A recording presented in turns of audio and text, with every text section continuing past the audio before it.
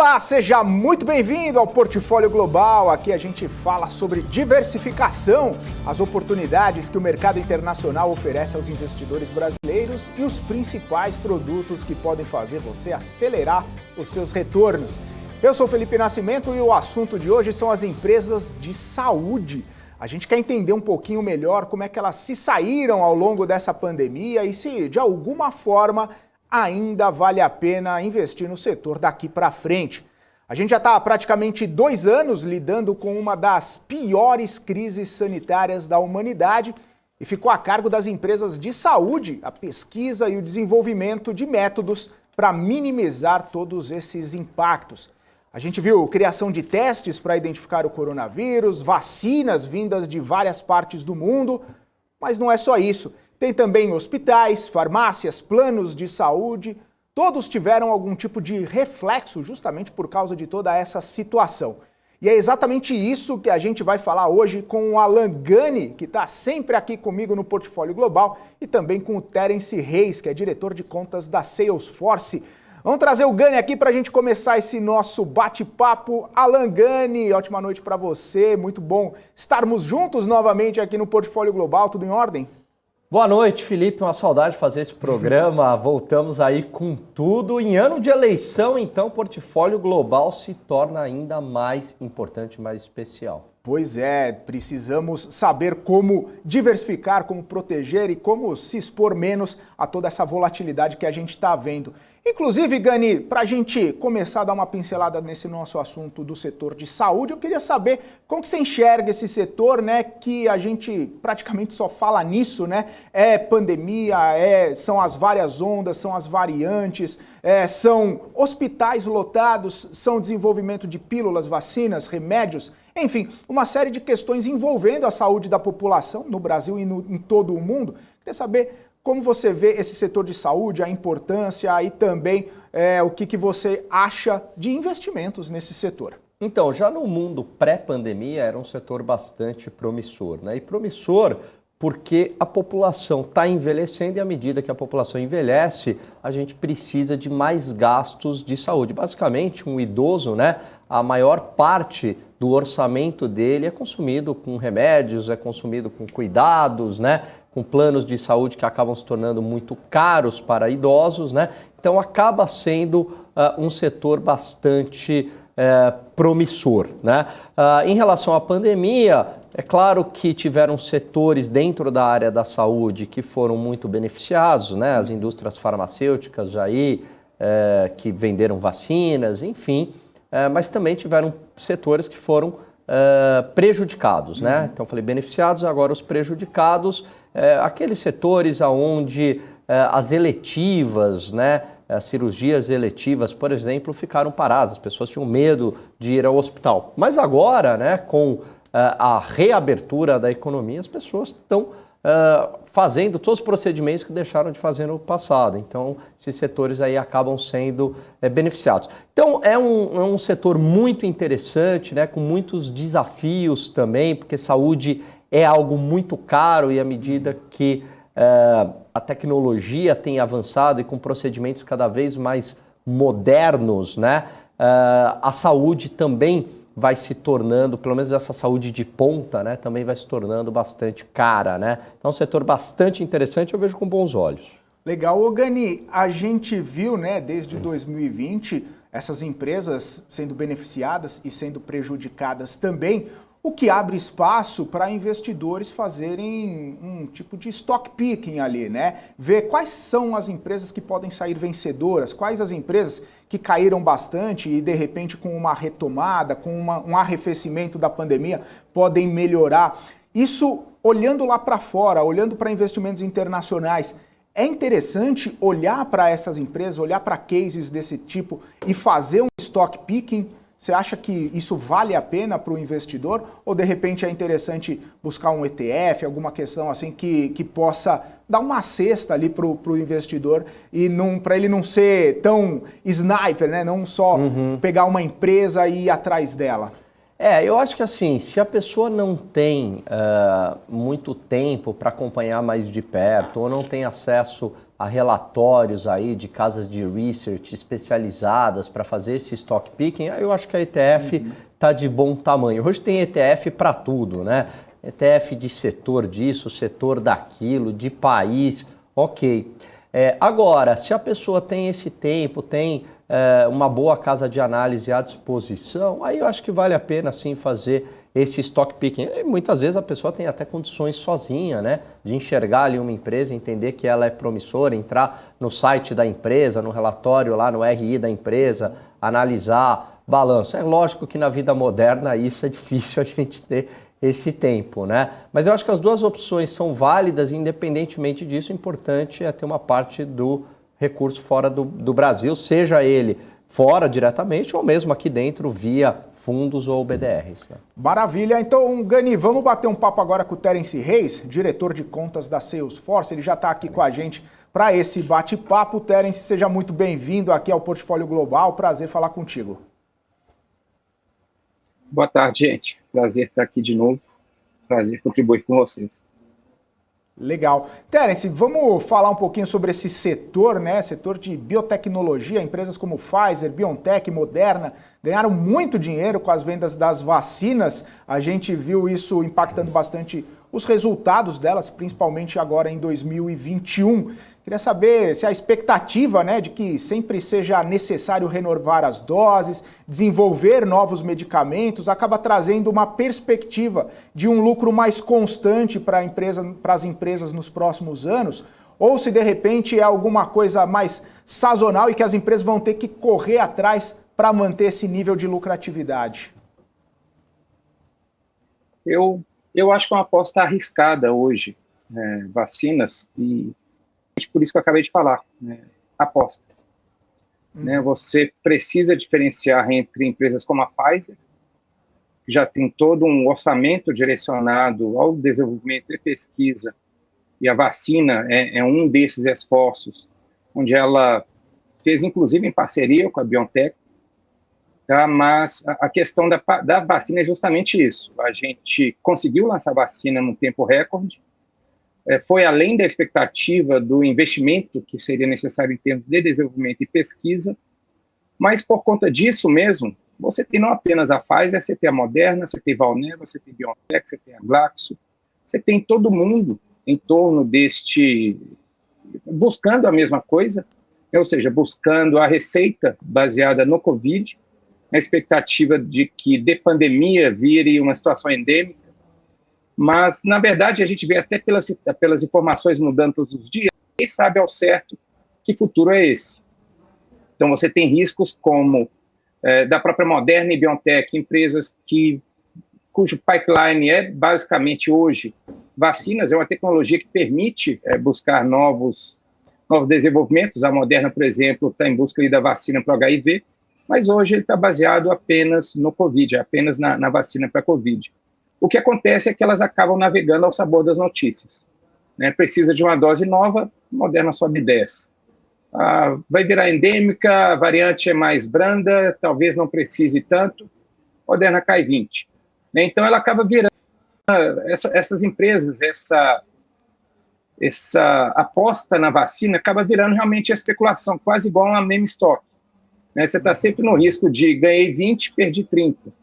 Então, eu conheço gente que pegou Moderna ali, resolveu, Moderna está alto, está 300. Perdeu dinheiro, Moderna foi a 400.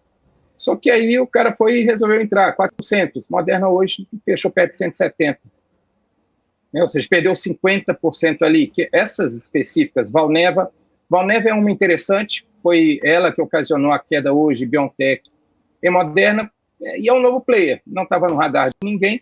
Ela apareceu dizendo que já estava na fase 3, uma vacina ou um tratamento que resolveria a Omicron. Então, sempre aparece um novo player. Eu diria que a vacina em si, hoje, apostar, vou comprar Moderna porque ela vai fornecer vacinas, ou vou comprar Pfizer ou Johnson por causa da vacina, não é a decisão mais sábia. As empresas de saúde, elas estão em uma posição interessante, saúde de forma geral, justamente por elas terem sido bem impactadas ao longo aí da pandemia, beneficiadas mesmo apenas as empresas que geravam receita de alguma forma com Covid, mas as outras de redes hospitalares, a casas de repouso, a grandes farmas, todas essas elas ficaram travadas ali. No ano passado elas tiveram uma boa valorização. Hoje a gente está num contexto de política monetária nos Estados Unidos, um contexto econômico, onde elas voltam a ser analisadas com ainda mais cuidado. Elas são entendidas como papéis defensivos. E a gente está hoje numa situação inflacionária.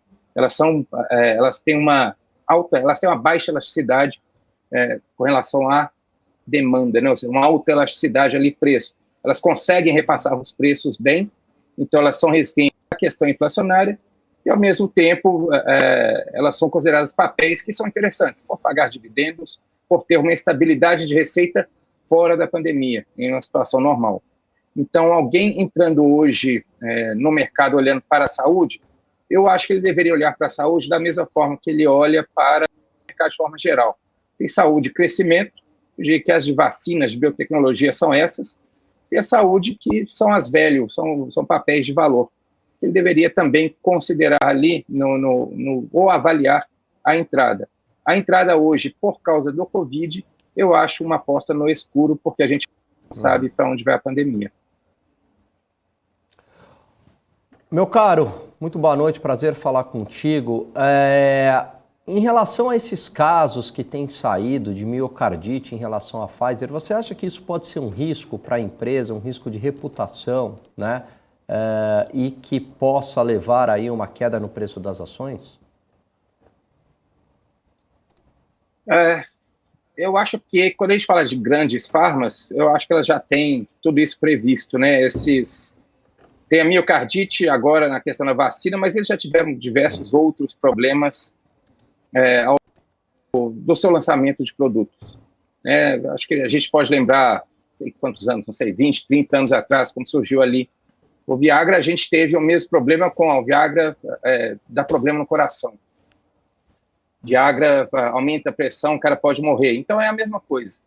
Todo novo remédio tem consigo novos efeitos colaterais, novos riscos. Quando a gente está falando das grandes farmas, elas têm linhas de receita que podem amenizar isso. Já no caso de empresas, como eu falei, Moderna, BioNTech e outras, aí a gente está falando do core da receita delas, é um risco claro. Perfeito. E a Pfizer, diante disso, você acha que existe ainda potencial, porque ela valorizou bastante, né, por conta aí de vacinas e desse portfólio todo diversificado que você falou, mas ainda há espaço aí, você acredita que a empresa já está no seu máximo ou não? Ainda há um potencial de valorização? Quais seriam esses drives aí de valor da Pfizer? Eu acho que a Pfizer ela já está no pico dela, ela teve um booster, né? Ela teve um turbo ali do Covid. Então você tem outras que estão atrasadas, empresas, e você falou muito bem, a saúde até Covid era um setor que todo mundo olhava com muito cuidado, você tem tendências seculares, né, seja de envelhecimento, seja de tratamento de doenças crônicas, onde você ter papéis de saúde era algo que você podia ter e nem olhar para ele, que você podia ficar tranquilo ali. Outra coisa é a questão de biotech, eu acho que acho que ETFs são mais interessantes quando a gente vai olhando para medicamentos, porque a gente tem que entender, se está na fase 3, na fase 2, se vai aprovar, se não vai aprovar, tem muita gente que olha isso com muito cuidado. Eu diria que mesmo que a gente faça esse stock picking, a gente acaba entrando num meandro ali que fica, necessitaria até um conhecimento maior do próprio setor, em geral, para a gente poder tomar decisões. Mas eu acho que existem outras empresas que são tão boas quanto, né, e que estão mais amassadinhas ali, seja a Merck, que teve um ganho alto quando anunciou a pílula da Covid, mas depois voltou um padrão que ela já vinha se arrastando há um tempo. Você tem a própria Glaxo também, você tem as europeias, essas ficaram bem para trás, seja a Roche, seja a Novartis, né, você tem a Sanofi. Então, você tem diversas empresas que têm pipelines e um portfólio de produtos tão interessante quanto o da Pfizer e que não tiveram a mesma valorização que a Pfizer. Ô, Terence, me tira uma dúvida, né? Você comentou mais cedo aí sobre parceria da Pfizer com a Biotech para poder desenvolver, né, novos medicamentos, vacinas e tudo mais. Como que você vê essa relação, né, entre as empresas e possíveis aquisições? A gente está vendo um cenário bastante propício, né, de empresas fazendo aquisições, fazendo fusões e tudo mais. Você vê nesse setor especificamente de saúde movimentos como esse, até para conseguir desenvolver medicamentos com mais rapidez, com mais tranquilidade? Eu vejo um movimento de aquisições, sim, no sentido de biotech, e é justamente isso. Hoje, as grandes farmas, elas veem essas startups de biotech como uma terceirização do seu P&D, da sua pesquisa e desenvolvimento. Eu diria que uma situação normal, a biotech desenvolveria sua tecnologia, eventualmente ela seria adquirida pela Pfizer, precisou ali desenvolver rapidamente uma vacina, acabaram fazendo isso em parceria. Eu diria que quando a gente olha para a biotech, biotecnologia, a gente pode olhar essas empresas justamente pensando no seu potencial de aquisição por outras maiores. Eu acho que elas mesmas são estruturadas dessa forma. Por outro lado, a gente tem também um movimento de spin-off, tá, de setores, de verticais não tão, eu não vou dizer interessantes, mas que talvez não gerem, não são tão complementares ou são muito paralelos. Então, você tem nos Estados Unidos a Viatris, que é, se eu não me engano, agora eu vou esquecer qual a grande que fez o spin-off, mas ele é um vertical de genéricos que saiu de uma grande farma americana. Você tem a GlaxoSmithKline, que estava negociando com a Unilever justamente a sua unidade de consumo pessoal. Então, você tem esses dois movimentos ali, ou dos conglomerados se tornarem mais enxutos, mas, ao mesmo tempo, trazer para eles toda a inovação por meio da aquisição. Ô, Terence, está super claro aí a tese, né, em relação às farmas, né, principalmente essas farmas tradicionais, né? Agora, em relação a empresas de plano de saúde, como é que está aí a visão de você para o futuro delas aí nesse mundo pós-pandemia, né? Se é que a gente pode chamar ainda de pós-pandemia, né? Como eu sou focado no mercado americano, acabo não olhando tanto o plano de saúde pela estrutura muito peculiar nos Estados Unidos de plano de saúde. Acabo olhando mais para, por exemplo, redes hospitalares e redes de clínicas, por exemplo, mas eu acho que tem a ver com o que a gente vê aqui no Brasil. Ou seja, por que as redes nos Estados Unidos são interessantes? Porque elas mesmas acabam providenciando, elas mesmas acabam provendo essa verticalização dos serviços. E, de certa forma, que a gente vê aqui. Ou seja, os planos de saúde fazendo essa verticalização, os tornam aí algo, de fato, ou seja, não está orientado, deixa de ser uma questão financeira, para ser realmente uma empresa com diversos braços, diversos tipos de operação, ou seja, diversos desafios operacionais. Acho que isso é um desafio que não está claro se vai funcionar bem. Essa verticalização aparentemente funciona. Então, hoje, olhar plano de saúde, eu acho que seria olhar planos de saúde vis-à-vis o atendimento hospitalar, vis-à-vis o atendimento clínico e ver como eles se posicionam. Então, a gente vê aqui, falando de Brasil, Apvida e Notre Dame, eles competem com Mater Dei, Redditor. Tá? Eu diria que a gente está olhando para o mesmo bicho, só que cada um vem de um lado ali. Perfeito. Se eu quiser investir, por exemplo, no setor de saúde dos Estados Unidos, tem ETF específica para saúde? Você tem essa informação, Terence? Tem muitos. Tem algo que não falta, falou muito bem, algo que não falta nos Estados Unidos são ETFs. Então, você pode ir no básico, XLV, tá? Que é o ETF padrão aí que o pessoal usa para acompanhar a saúde. Então, ele é um apanhado, ele é um mix amplo de empresas relacionadas à saúde, mas você pode focar também. Você tem o IBB, que é biotech. Eu não vou lembrar aqui todas as siglas, mas você tem ETFs focados apenas nas grandes farmas. Você tem ETFs focados apenas na questão hospitalar. Então, você tem sites para isso, né? ETF.com, ETF, não sei se eu posso falar aqui, mas etfdb.com, todos esses sites você coloca ali, né, o índice saúde, e aí você tem índice saúde para esse acompanhamento.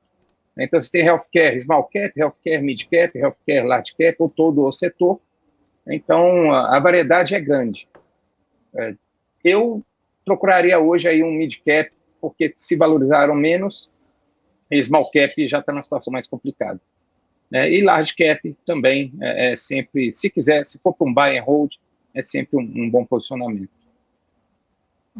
Ô, Terence, agora eu queria entrar num assunto que já está bastante comentado, mas que acaba penalizando não só as empresas de saúde, todas as empresas, que é o cenário macro, que inclusive o cenário de inflação, alta de juros. A gente vê nos últimos pregões, inclusive, toda essa movimentação penalizando os índices aí nos Estados Unidos, né, lá dos Estados Unidos. E a gente vê também que essas empresas relacionadas à saúde acabaram tendo bastante impacto já dos últimos tempos para cá, né? Esse cenário aí de inflação e aumento de juros está penalizando. Queria saber suas perspectivas para o setor em relação a isso, né? Como que isso acaba afetando esse setor e, enfim, quais seriam aí os grandes desafios a serem enfrentados nesse ambiente econômico dos Estados Unidos que a gente está passando? Eu acho que as perspectivas para o setor elas são similares a dos demais setores. Tá? São 3 elementos que a gente precisa levar em consideração agora. Tá? Uma é a questão da redução de liquidez, ou seja, vai haver um aperto monetário, quantitative tightening, né? Vai haver um aperto monetário realizado pelo Fed. Isso significa redução de liquidez. A redução de liquidez vem aí um impacto nas empresas de growth, nas empresas de pesquisa e desenvolvimento. Por quê?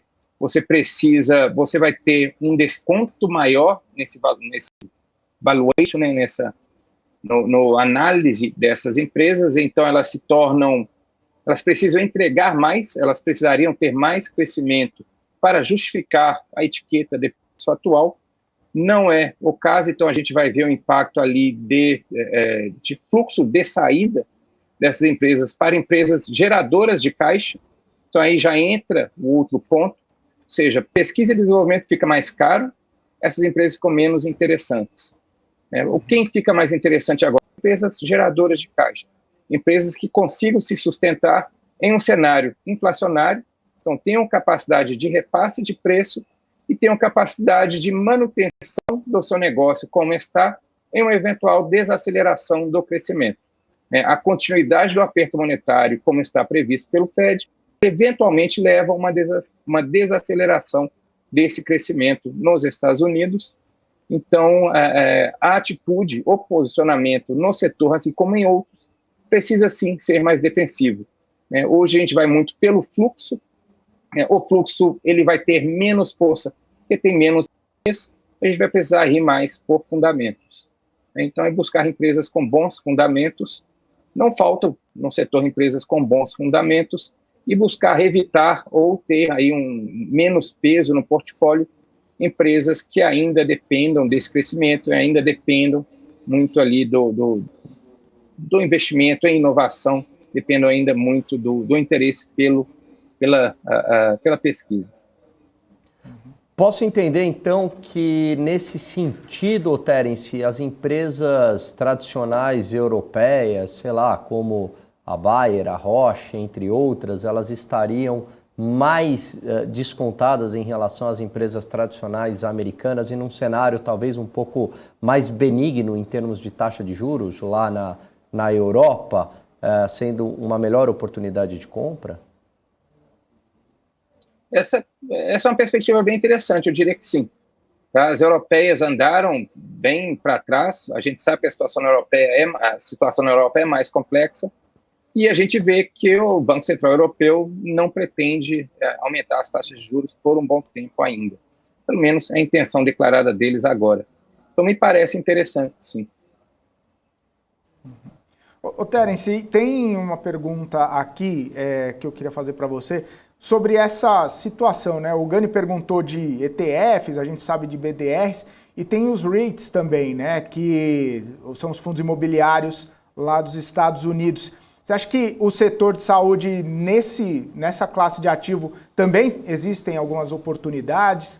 Tem até uma pergunta no nosso chat aqui do Helder, ele perguntando se você acompanha e o que você acha de MPW, né, que é o Medical Property Trust. lá no Alabama, um fundo de investimento imobiliário. Você tem alguma perspectiva, não necessariamente para esse fundo específico, mas para a classe como um todo nesse setor? Sim, eu cheguei a ter o Medical Properties 4 anos atrás, acho. E é sim um rate interessante. Eu acho que tem rates muito interessantes no setor de saúde, no setor hospitalar, no setor casas de repouso. E esses, na situação de Covid, no momento da pandemia, esses realmente, eu diria que todos da saúde, esses foram alguns dos que mais sofreram. Mas quando a gente pensa numa reentrada, são todos fundos muito bem estruturados, fundos, a maioria já com bom tempo no mercado e com propriedades muito interessantes, com uma receita recorrente. Acho, sim, uma boa perspectiva aí e atrás aí dos rates, tá? O rates especialmente ali de casas, aí pensando, digamos que a gente esteja em 2019, né? Rates ali olhando para o envelhecimento da população, casas de repouso, acho algo que vale muito a pena. Ô Terence, algo que tem crescido bastante aí no mundo, né, é a questão da saúde animal, né, dos pets, alguns pets aí tratados como verdadeiros seres humanos, né? Como é que está esse setor aí nos Estados Unidos? Aí eu estou falando especificamente de saúde, né? Se essas empresas, elas estão também focadas nos pets aí, estão preparadas para isso? E se entraria mais num setor de inovação, de valor, ou de valor, né? Um setor mais tradicional? Eu não colocaria em valor. Eu acho que pets hoje, você tem muita gente competindo em paralelo. Essa situação ela não se reproduz no Brasil, mas se a gente quiser reproduzir um pouquinho, você tem a Pets com a Cobase, com a Pet Love, essas duas não listadas, mas é uma competição forte.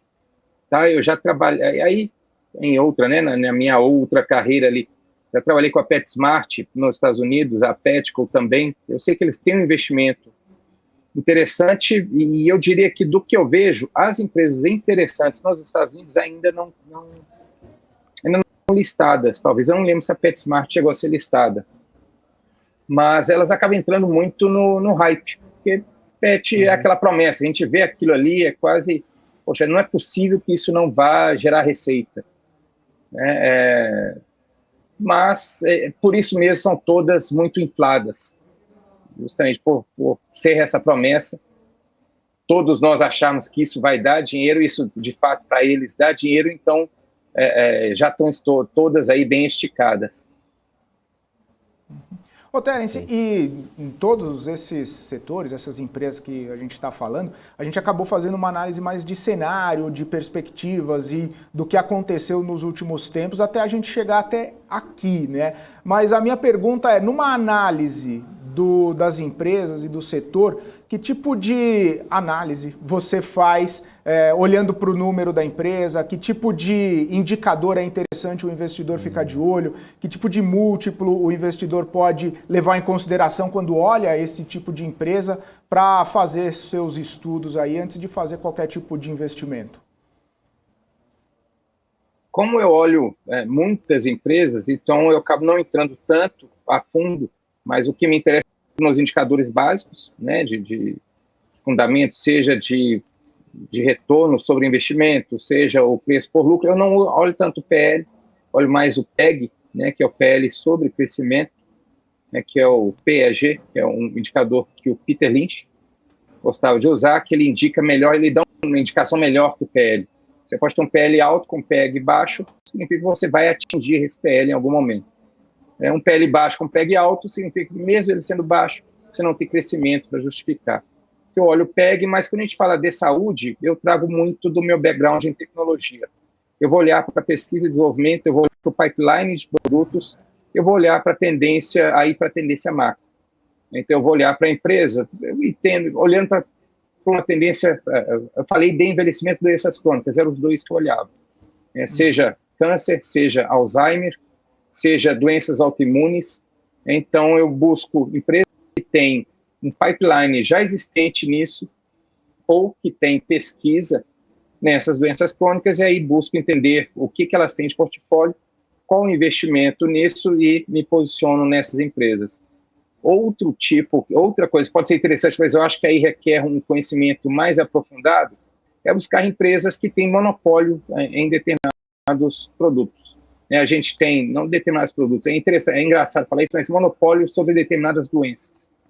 Então, muitas vezes, você tem uma doença que você nunca ouviu falar, doença de Crohn, né, uma doença no intestino, um tratamento para isso, é um tratamento recente, então, por isso, doenças crônicas, todos esses remédios são recentes, todos esses tratamentos são recentes, o que significa que essas empresas têm a patente disso por muito tempo ainda. Então, elas têm o domínio disso, então, apesar de parecer algo esotérico, eu nunca ouvi falar dessa doença, quando a gente olha uma perspectiva global, é um mercado enorme, e essas empresas têm um monopólio disso, então elas têm uma receita constante ali.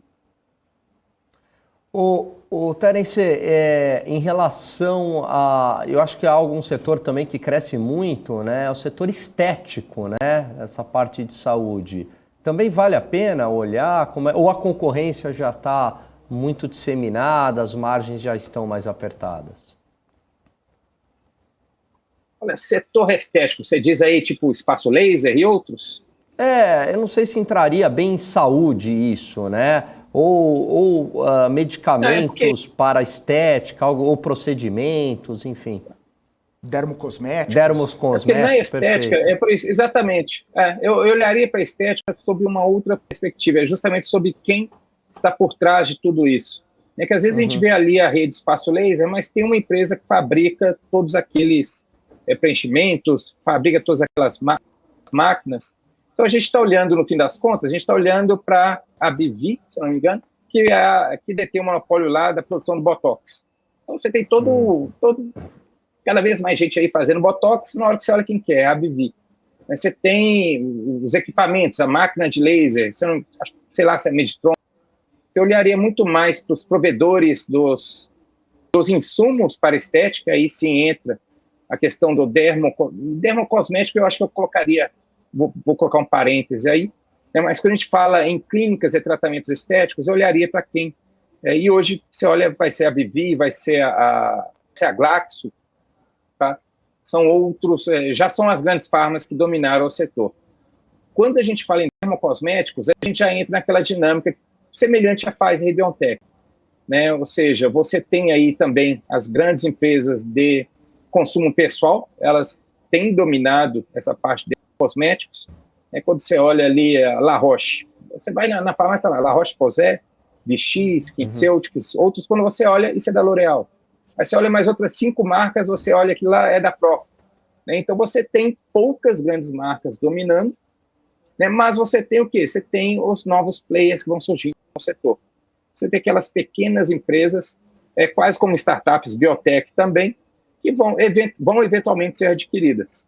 Então, elas, se surgirem no radar, eu não conheço uma hoje em dermocosméticos que seja interessante e que seja listada, mas se elas surgirem no radar, elas entram justamente nessa dinâmica de potenciais alvos de aquisição por essas grandes do consumo pessoal. E aí, nesse sentido, entrariam também algumas empresas relacionadas ao canabidiol, Terence, mais para cannabis medicinal, também entraria nesse sistema aí? Eu acho que sim. A cannabis medicinal, ela entraria em biotech, inclusive. Se você olhar o IBB, tem muitas empresas de cannabis medicinal ali. Quando a gente avalia os estudos, de fato, tem um potencial enorme. Você tem todo um setor sendo desenvolvido em torno disso. O problema das empresas de biotech que buscam desenvolver o cannabis medicinal é que, quando a gente olha para o trade de varejo, de forma geral, o retail trade, elas acabaram sendo jogadas ali naquele mesmo pacote, naquele mesmo balaio das empresas de cannabis. As que, por exemplo, as que têm que vendem o cannabis nos estados onde há licença, e por estar nesse mesmo balaio, elas acabam sendo levadas pelo fluxo, que não tem muito a ver com o fundamento, não tem muito a ver com o próprio negócio. Mas eu olharia para elas como biotech mesmo. É só a substância que elas estão usando, é diferente, e que acaba entrando nesse balaio ali das mesmas trocas. Terence, a indústria farmacêutica é um setor bastante complexo, né? Porque envolve aí questões bastante delicadas. A gente viu isso durante a pandemia, envolve relação com o governo também. O quanto que o governo acaba sendo um risco para essas empresas ou esse risco é pequeno? Gani, quando que o governo não é um risco, né? Quanto é mais ou menos, né? Acho que essa deveria ser a pergunta, né? Exatamente. Quando que o governo não é um risco? Eu acho que quando a gente fala de saúde, você tem um risco, sim, alto, considerável. Em termos de regulamentação, o escrutínio público, ele é alto. Então, tem sim. Tem. Tá, e aí é claro que algo, países... faz parte do trabalho de pesquisa. Sim, faz parte do trabalho de pesquisa, não entrar, né, o quanto que aquele produto em si, quanto que aquilo ali, ele vai ser submetido à legislação ou não. Perfeito. E aí é claro que, né, países onde os direitos de propriedade são mais fortes, como é o caso dos Estados Unidos, né, esse risco acaba se tornando um pouco menor, né, do que economias mais fragilizadas, né? Correto. Nesse sentido, as farmacêuticas europeias têm um risco mais alto que as americanas. Tá, boa. Não, tranquilo. Não, eu só ia comentar, Terence, que também tem bastante discussão, o Gani falou sobre o direito de propriedade, tem muita discussão sobre alguns medicamentos que podem ter quebra de patente, né? Isso aí entra no radar das empresas também como um potencial risco, né? Sim. E buscando o início da discussão, especial de vacina para a Covid, agora que a gente sabe que isso não tem 6 meses, 7 meses, 5 meses que seja, foi ventilado a quebra de patente das vacinas. Terence, e as empresas chinesas farmacêuticas, elas têm crescido? Como é que está esse setor? Elas ameaçam essas grandes empresas americanas e europeias ou estão muito atrás ainda em pesquisa para chegar no know-how delas? Gani, eu vou confessar que eu não acompanho as empresas chinesas de forma geral, tá? Então, de perto. Se as empresas de saúde chinesas ou as biotech chinesas, elas se comportarem como as de tecnologia, elas têm sim um investimento em pesquisa, elas têm um investimento em inovação, mas é um investimento que vai muito na linha do copycat, ou seja, buscar emular, buscar copiar a inovação realizada no exterior. Não quer dizer que não exista, mas apenas que é o padrão do desenvolvimento e da inovação em países que ainda estão, apesar de todo o porte da China, países que ainda estão numa trajetória de desenvolvimento. Perfeito. Outra pergunta aí é mais a título de curiosidade. Qual que hoje é a doença, assim, que é coisa de hipocondríaco isso, né? Qual que é a doença que as indústrias farmacêuticas estão olhando aí com mais atenção? Ou seja, né, onde elas gastam mais e possibilita aí uma maior... tem maior possibilidade de retorno. É Alzheimer, é HIV, o que seria? Câncer, né? Acho que sempre, né? Você tem, eu acho que o câncer até pela sua dimensão como doença e de impacto na população, ele recebe a atenção de todas as farmas, né? O Alzheimer, ele já tem uma complexidade, diria aí, científica maior, acaba recebendo sim atenção e investimento, mas com menos empresas buscando olhar isso, porque exige uma carga já, tá, de pesquisa anterior. Se a gente quiser colocar e entender isso, eu diria que as doenças crônicas, ou seja, aquelas doenças que elas nunca irão se curar, de forma geral, recebem essa atenção. Vai ter doenças que a gente nunca ouviu falar e doenças que a gente vai conhecer.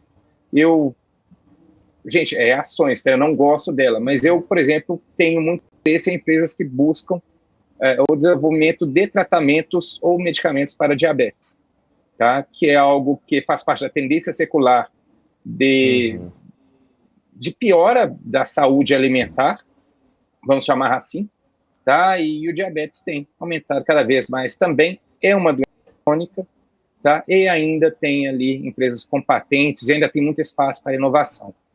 Mesmo, aqui no Brasil mesmo, a gente tem listada uma empresa, tá, que tem uma linha de produtos orientada, uma linha de desenvolvimento de pesquisa orientada a diabetes, que é a Bion, e aí Bion, né? E aí no exterior você tem também algumas outras ali muito interessantes. Você chega a acompanhar a empresa farmacêutica aqui no Brasil, ou Terence, ou é mais Estados Unidos e Europa mesmo? Eu não acompanho tanto aqui no Brasil. A única que eu acompanho é a Bion, aí disclaimer, justamente porque eu tenho a Bion. E por causa do diabetes mesmo. Não que eu tenha, mas por eu achar que é algo que tem um potencial de geração de receita interessante. Maravilha. Terence, quero agradecer sua participação aqui com a gente e pedir para você deixar suas considerações finais, por favor. A gente passou por vários assuntos, vários temas aqui, falando no setor de saúde, mas fica à vontade para deixar suas considerações finais aqui para os nossos telespectadores. Eu acho, para começar com a saúde, depois a gente expandir um pouco, eu acho que é um setor que, se a gente olhar casas de análise, bancos, estão todos olhando com mais cuidado, com mais carinho esse ano, porque a gente, com o Ômicron ou não, a gente vai estar em um ano de reentrada, de retomada das atividades, né, de normalização, e aí eu entro a questão da normalização, junto com a normalização vem a normalização da política monetária também, então ao passo que é um cenário interessante para as empresas de saúde, é um cenário não tão interessante para ações em geral, para as empresas em geral. Então, é um momento de se posicionar com cuidado, né? Fazer não apenas, buscar não ir no meme stock, deram a dica dessa empresa, ou Wall Street Bets falou dessa empresa, mas busca fazer sim uma análise dos fundamentos, e se faz sentido entrar nessa empresa, e sempre atento aí, pelo menos até março, acho que a gente tem que acompanhar o mercado no dia a dia, porque todo dia a gente está mudando, então é um momento mais tenso ali. Mas eu acho 2022 um ano muito interessante, né, para empresas de saúde. Eu separaria um espaço, um portfólio para elas. Legal. Maravilha, então, Terence, muito obrigado pela participação aqui no Portfólio Global. Abraço para você, até uma próxima. Um abraço, até a próxima. Valeu.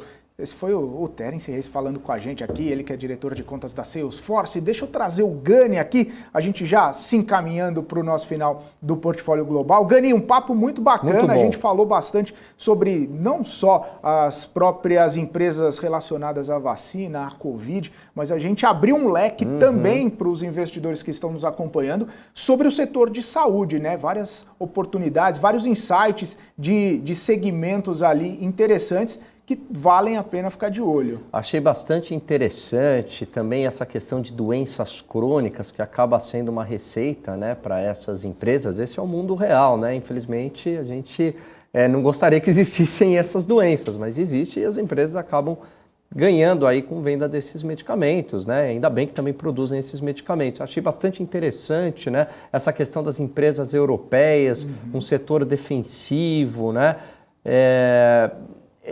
Olha, me convenceu aí a olhar um pouquinho, a olhar com carinho essas empresas e principalmente achei muito interessante, Felipe, desmistificar um pouco essa questão de que as empresas do momento são as de vacina, né? Ele na verdade, desconstruiu essa tese, mostrando, olha, essas empresas são de mais risco, né? Que a Pfizer tem um portfólio muito diversificado de produtos, né? Até porque, né, Gani, se a gente for olhar nos princípios ali dos investimentos, o que a gente está passando agora é um evento não recorrente. Exatamente. Né? A própria pandemia, por mais tempo que ela esteja durando e por mais perspectivas de variantes e de vacinas e tudo mais, começou em 2020 e nós estamos em 2022. É um evento não recorrente. Se você olhar pela história de empresas de saúde, né, hospitais e até a própria Pfizer, Moderna, enfim, elas já têm anos de estrada aí cuidando de doenças, cuidando de situações que são mais crônicas, como você bem disse. Então, o risco, acredito que venha dessa parte mesmo, né? Exatamente, porque imagina o seguinte, eu vou apostar naquela empresa que foi bem, vendeu vacina pra caramba agora, mas só fez isso e só ganhou dinheiro agora. Aí acabou a pandemia, predominou lá uma variante mais fraca, não precisa mais de vacina, tomara, né? Essa empresa, evidentemente, que vai sofrer. Agora, aquela que tem, né, um portfólio bem diversificado, essas empresas sólidas aí, dificilmente no longo prazo você vai ter perdas, né? Maravilha. É isso então, Gani. A gente vai ficando por aqui. Deixa aí só as considerações finais. Fala para o pessoal rever aqui o Portfólio Global, porque tem muita coisa bacana que ficaram ali, né? No ar, né? Insight aqui, um insight ali. Exatamente. Eu acho que vale a pena, assim, achei muito interessante essa entrevista. Aliás, todas as últimas aí, né? O pessoal que passou por aqui, falando de alguns setores, achei muito rico. E aí eu acho que vale a pena olhar realmente esse setor de saúde com carinho e olhar as ETFs, né? Ele até falou aí de algumas ETFs, então muitas vezes a gente não tem tempo e tal, e a ETF pode ser uma boa alternativa. Independentemente do setor de saúde, tem que ter, sempre bato nessa tecla, em ano de eleição, principalmente, investimentos ou em dólar ou atrelados em dólar, mas você tem que estar posicionado no mercado global. Maravilha, então, Gani. Valeu. A gente tá junto aí na semana que vem novamente. Abraço para você. Até mais. Grande abraço, uma boa semana a todos. Valeu. E a gente vai ficando por aqui com o Portfólio Global, todas as semanas trazendo as novidades sobre investimentos no exterior, diversificação e, claro, as oportunidades do mercado internacional. Forte abraço para você. Até a próxima semana. Tchau, tchau.